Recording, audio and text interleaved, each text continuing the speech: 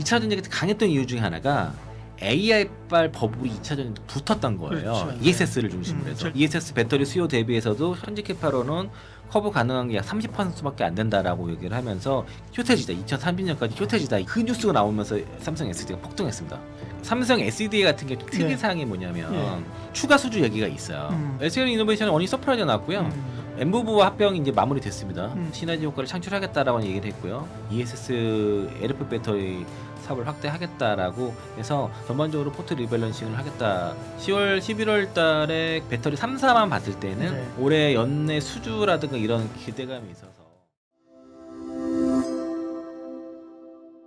네, 예민수의 경제토크 이창환 이사님과 이 배터리 3사 실적 분석하고 있는데요.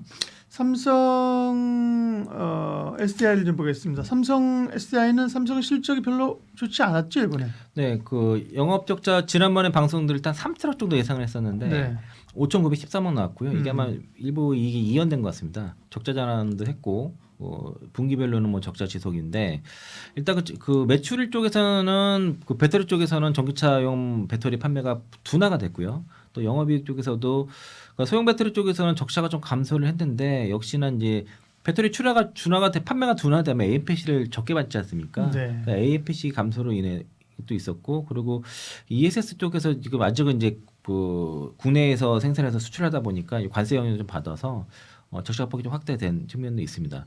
그리고 삼성 SDI는 전자 재료 쪽도 하죠. 스마트폰용 OLED 이쪽은 좀 잘 되고 있습니다. 특히 AI 쪽 관련된 서버 관련된 쪽에서는 반도체 소재가 잘 판매가 되고 있고 그래서 이제 근데 그래서 이 실적 발표하거나 주가 빠졌다가 주가가 이제 올라간 것들이 좀 이유가 있어요. 예를 들면 이제 그 ESS 캐파를 뭐 20기가와트시에서 30기가와트시로 확장을 한다던가 아니면은 ESS 북미의 ESS가 2030년까지 뭐 수요 공급 간의 그 페리티가 발생해서 공급 부족이다. 뭐 이런 거 나오면서 이제 급등세가 나타났고 3분기 컨퍼런스 콜 끝나고 나서 신기할 정도로 삼성은 삼성이다 싶을 정도로 증권사 그 애널리스트 분들이 목표가를 죄다 올렸어요. 실적 발표하는 날도 실적 안 좋았는데 그날 주가 강하게 올랐잖아요. 네, 그러니까. 그 이유가 컨콜의 내용이 있습니다. 그래서 일단 4분기 쪽에서는 이제 전망을 보면 유럽 쪽에서는 볼륨과 엔트리 모델 이런 세그먼트 중심으로 해서 전기차 수요가 확대가 지속되고 다만 미국은 전기차 보조금 폐지 때문에 또 관세 불확실성도 있어서 수요가 둔화 전망이다. 이 두 가지가 이제 서로 맞물리고요. 그리고 ESS 쪽에서는 그 AI발 전력 수요랑 그리고 신재생 연계 그 발전형 활대로 인해서 미국의 이것도 엔소리랑 같아요. 미국 ESS 시장 성장이 지속되고 또 이제 국내 같은 경우에는 그 중앙 계약 시장 여기 거의 사실상 그 삼성 SD가 8개에서 6곳을 차지해 가지고 76% 장을 했거든요. 이 부분도 설치 확대가 돼서 4분기는 ESS 쪽에서는 상당히 좋을 것 같습니다.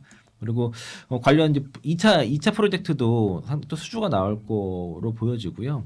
그리고 미국 같은 경우에 이제 ESS 그 북미양 쪽 그 라인은 이제 연말부터 또 가동이 되니까 판매가 좀 될 것이고 그 여전히 이제 배터리 쪽 그 소형 그 테슬라가 사용하는 원통 배터리는 원래 다 전동 공구용이에요, 사실은. 그런 이제 그 전동 공구 시장 요청에서는 좀 여전히 관세 때문에 좀 수요가 약해질 거로 4분기 때 보고요. 다만 이제 그 IT용으로 들어가는 플래그십 그 스마트용 쪽으로는 또 좋다고 합니다. 이게 그러니까 IT는 좋은데 기존의 이제 그 배터리 수요는 좀 떨어지는 그런 게 있고 그리고 그 반도체 쪽도 그 AI 서버 투자 확대로 그 디램용 웨이퍼 투입이 증가하고 그리고 또 OLED 패널도 플래시 그 스마트 모델 시장으로 해서 성장이 들어가서 뭐 그쪽 그 배터리 빼고는 다 좋아요. 전기차 배터리 빼고는. 그러니까 그 실적 발표하고 나서 주가가 이제 상승하기 시작했던 게 그러니까 하락 한 2~4% 빠졌다가 상승하게 된 이유가 그 스텔란티스 합작 공장을 ESS 라인으로 전환을 가속화를 하는데 기존 전기차 라인을 ESS 라인을 바꾼단 말이에요. 그 NCA랑 LFP를 두 개를 같이 가는데요.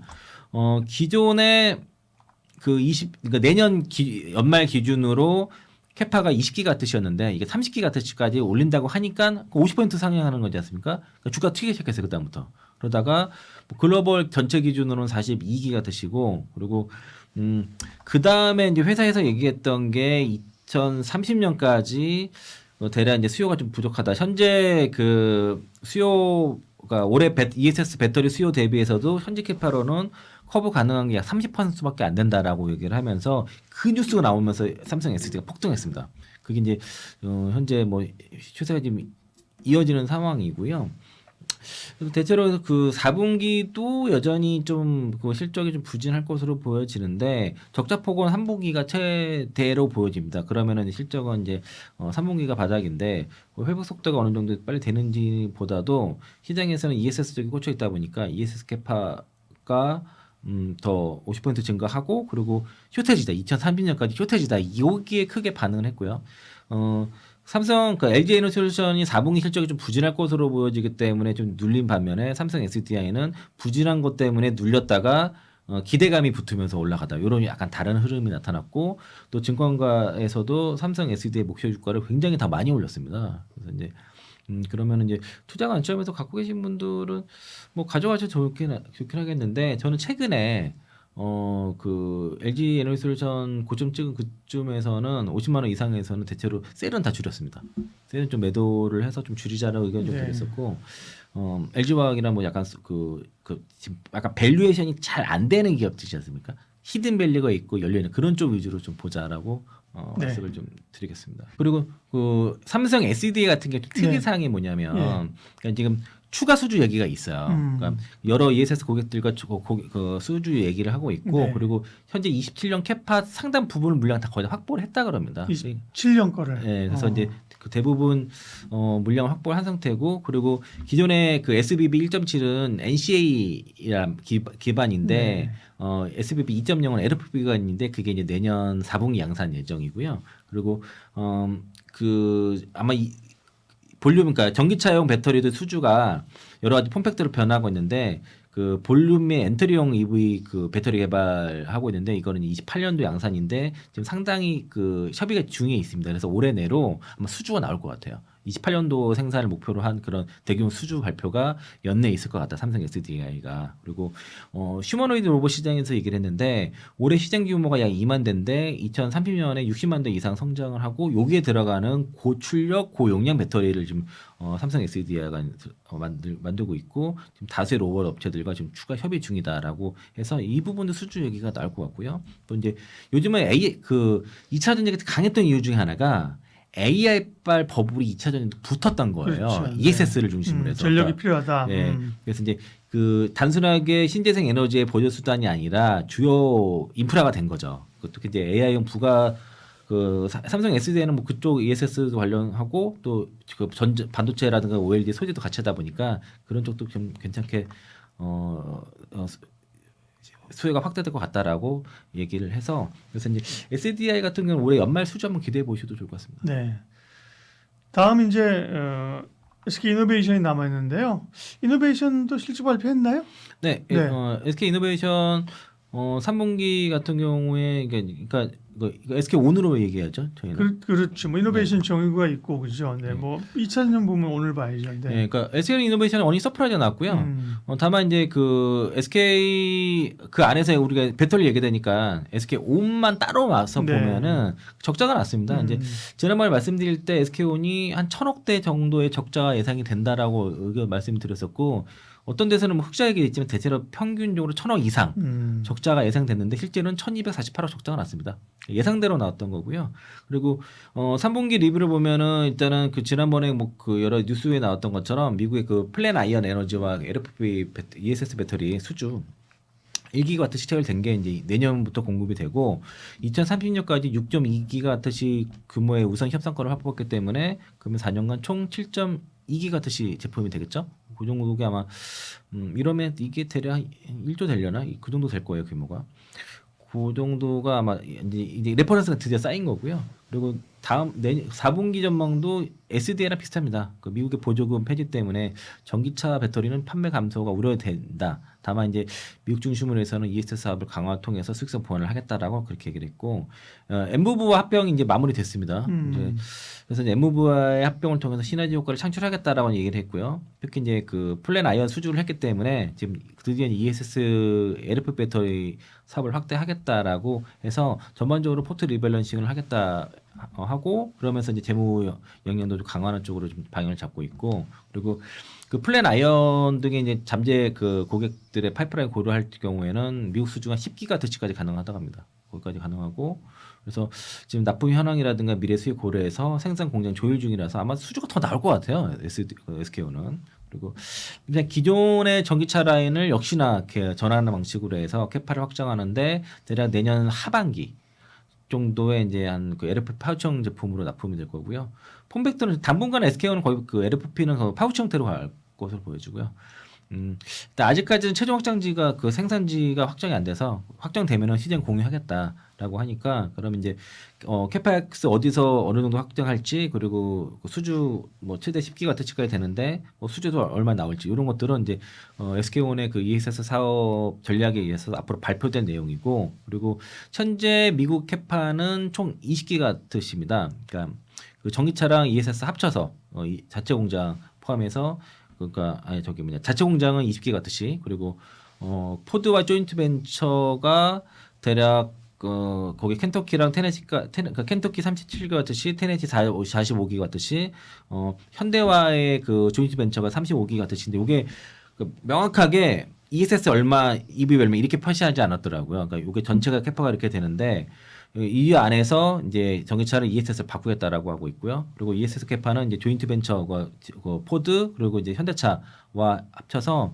협의 중이라서 어느 정도 그러니까 EV 라인을 ESS를 어느 정도 전환할지는 이것도 향후에 발표될 것으로 보여집니다. 그래서 이제 그 SK온이 ESS 쪽으로도 올라간다고 한다 그러면은 이제 흑자 전환 좀 머지 않을까라고 생각이 들고 그리고 일단은 그 ESS 쪽으로 갔을 경우에는 매출도 이게 이제 그 플레이 아이언에 들어가는 거는 셀 모두 그 형태로 납품이 되거든요. 그래서 이제